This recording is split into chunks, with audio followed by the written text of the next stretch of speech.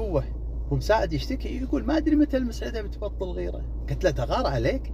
قال بالضبط. يقول الحين أنا فوق ال55 وللحين شنو ومنو ووين، ولا يكون يرن تلفوني لقمان الصباغ ولا فطاير ابو العبد تطلع عيونها كلها على بالها اليسا اللي داقه علي.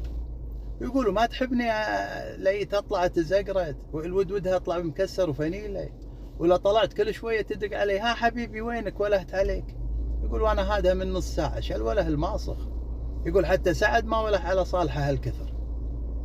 يقول تخيل مره رايح بسوي كفاله يتيم، كانت تقول ها واليتيم هذا وينه فيه بتايلاند ولا مراكش، يلا تفضل. والله مساكين بمساعد يبا الريال اللي صار فوق ال55 هدوه خلوه يبا يعيش على راحته ما منه خوف، حايشه ضغط وما يشوف عدل وركبه تفلت. خلوه يعني ترى بس يقعد ويطالع حاله حال الهيس الاربد شلكم فيه. قلت له شوف بمساعد انا يبا عندي لك حل، عندي رقم عصابه ب 600 دينار يخطفونك 6 سنين لين تنساك المسعده. قال يا معود تكفى كلمهم، انا مستعد ادفع 6000 دينار بس خلي يخطفونها ويبيعونها قطع غيار بعد، بس يبقى خلفتك انا. يلا